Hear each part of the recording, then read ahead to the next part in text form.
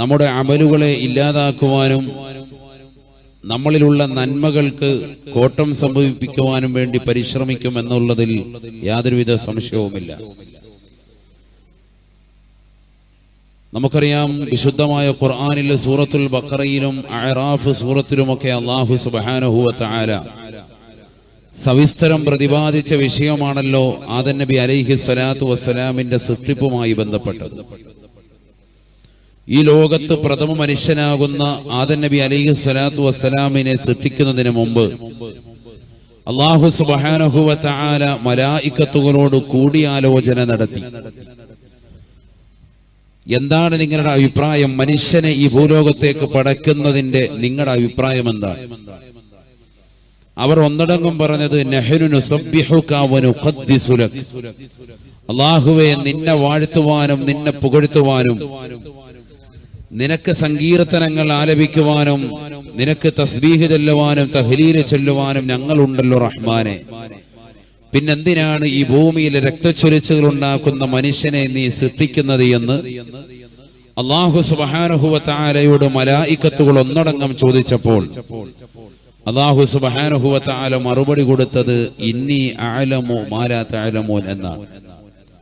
നിങ്ങളറിയാത്ത പല കാര്യങ്ങളും എനിക്കറിയാം.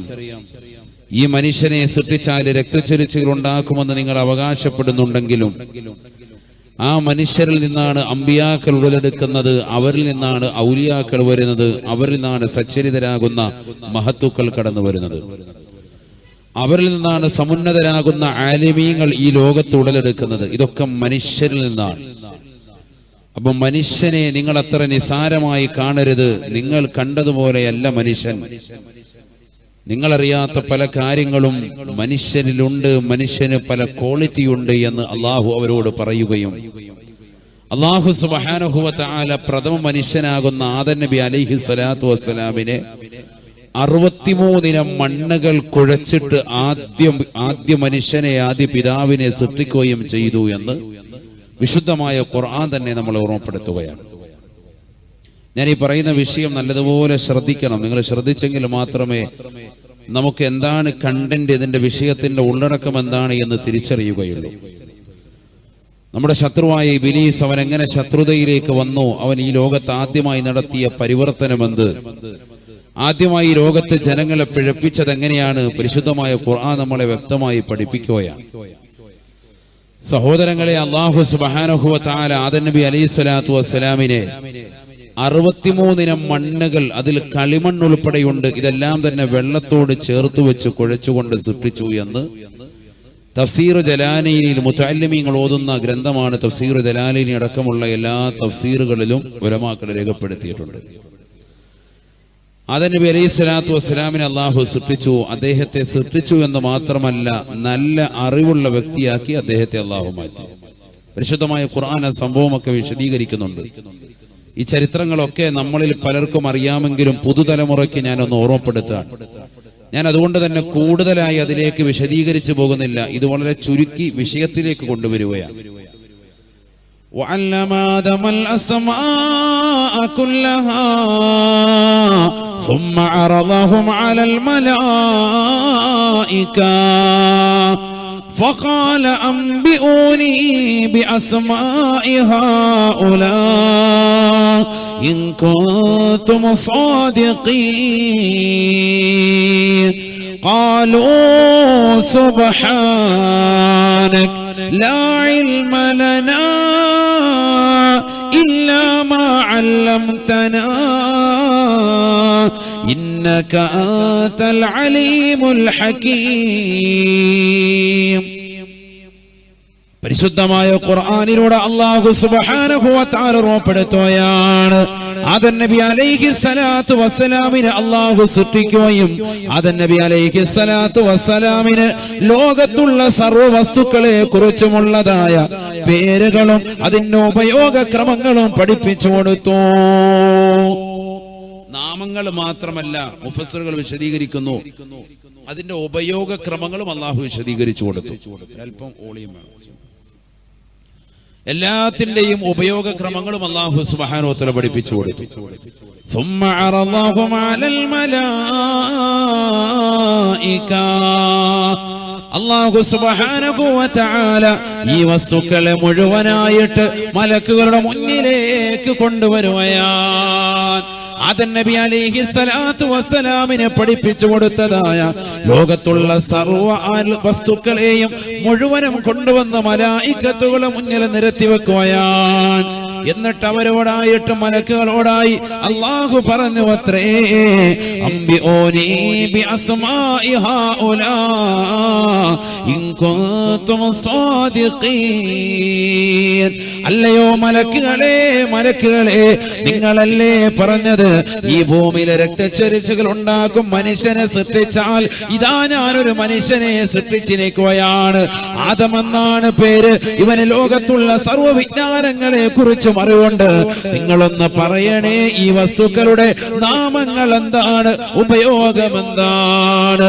അംബിഊനി ബിഅസ്മാഇ ഹൗലാ ഇൻ കുൻതും സാദിഖീൻ. നിങ്ങളല്ലേ പറഞ്ഞത് മനുഷ്യനെ സൃഷ്ടിച്ചാൽ ഭൂമിയിൽ രക്തച്ചൊരിച്ചിലുകൾ ഉണ്ടാക്കും. ഭൂമിയിൽ പ്രശ്നങ്ങളാണ്, ഫസാദാണ്, കുഴപ്പങ്ങളാണ്.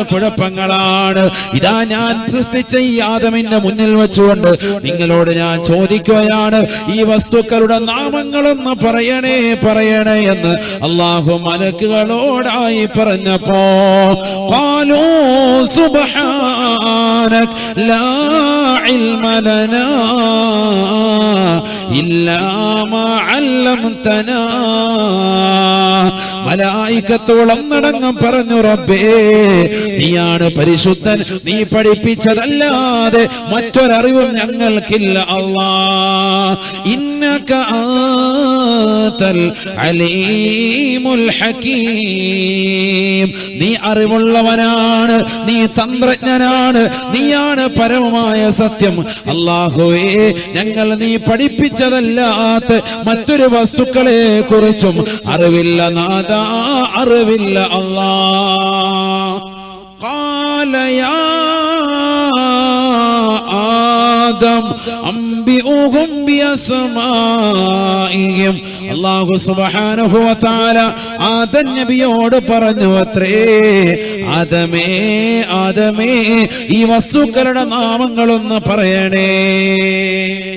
നിനക്ക് ഞാൻ പഠിപ്പിച്ചു തന്നതാണ് ഇതിന്റെ നാമങ്ങളൊക്കെ, നീ ഒന്ന് പറഞ്ഞു കൊടുക്കണം. എന്തിനാണ് അല്ലാഹു സുബ്ഹാനഹു വ തആല ഇത് ഇത്രയൊക്കെ ഖുർആനിൽ വെച്ചിരിക്കുന്നത്? ഇതൊക്കെ നമുക്ക് പാഠം ഉൾക്കൊള്ളാനാണ്.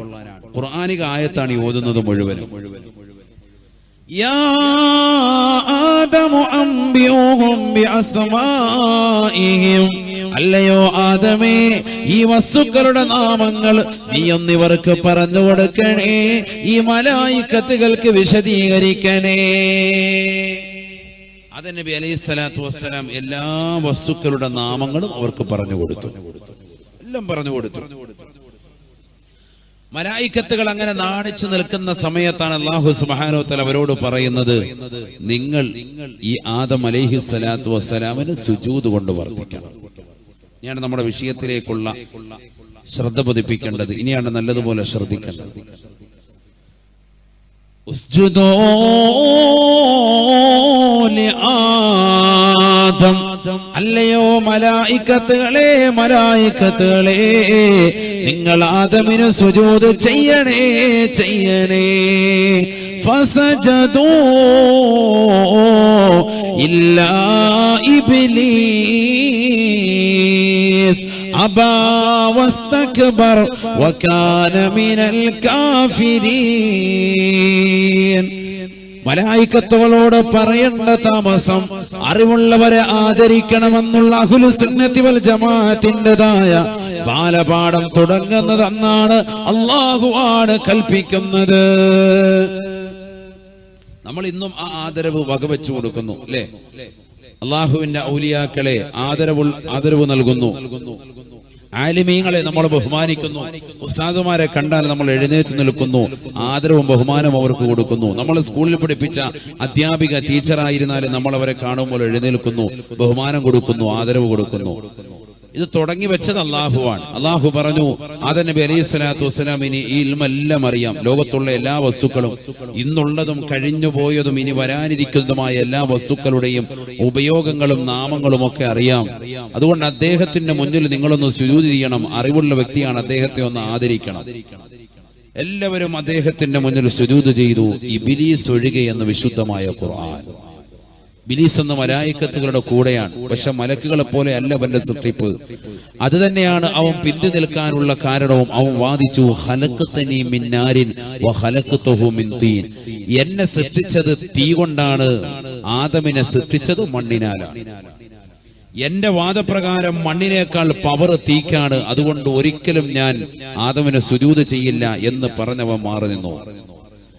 അബാ വസ്തക്ബർ വകാന മിനൽ കാഫിരീൻ,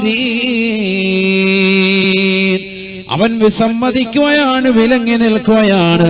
അവൻ അഹങ്കാരമാണ്, അഹങ്കാരത്തിലൂടെ അവൻ കാഫിറായി എന്ന് വിശുദ്ധ ഖുർആൻ.